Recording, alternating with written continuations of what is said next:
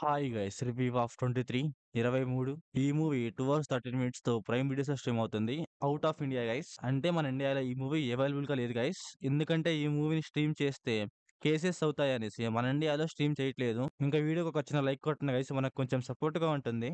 ఇంకా ఈ movie basic story ఏంటంటే, ఈ మూవీ స్టోరీ రియల్ స్టోరీ మీద బేస్ అయితే ఇస్తున్నారంట.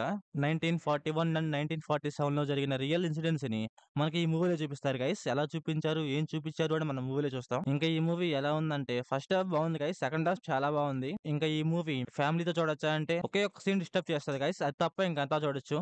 అండ్ మూవీలో తీసుకున్న రియల్ స్టోరీ ఏదైతే ఉందో గైస్, ఆ రియల్ స్టోరీ మాత్రం చాలా బాగా చూపించారు గైస్. ఎలా చూపించాలో అలా చూపించారు.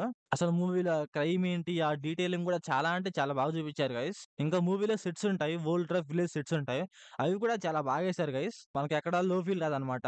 బట్ ఈ మూవీ అయితే లో బడ్జెట్ మూవీయే, బట్ చాలా బాగా తీశారు లో బడ్జెట్ లో కూడా. మూవీలో ఝాన్సీ, తాగుబోతు రమేష్ అయితే యాక్టింగ్ అయితే చాలా బాగా చేశారు గైస్. తాగుబోతు రమేష్ గారికి ఉన్నది చాలా చిన్నగా యాక్టరే, దాంట్లో కూడా ఆయన చాలా బాగా చేశారు. మూవీలో చేస్తున్న క్రైమ్స్ కానీ అన్ని చాలా రియలిస్టిక్ గా ఉంటాయి గైస్, మీకు ఎక్కడ లో ఫీల్ అనిపిస్తుంది కూడా.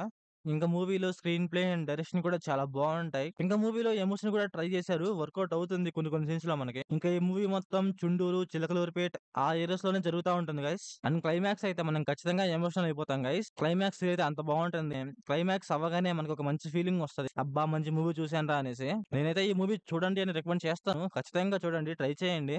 సో ఓవరాల్ గా మూవీ ఎలా ఉందంటే నాకైతే నచ్చింది గైస్. సో ఓవరాల్ గా నా రేటింగ్ వచ్చేసి 3.5 అవుట్ ఆఫ్ 5.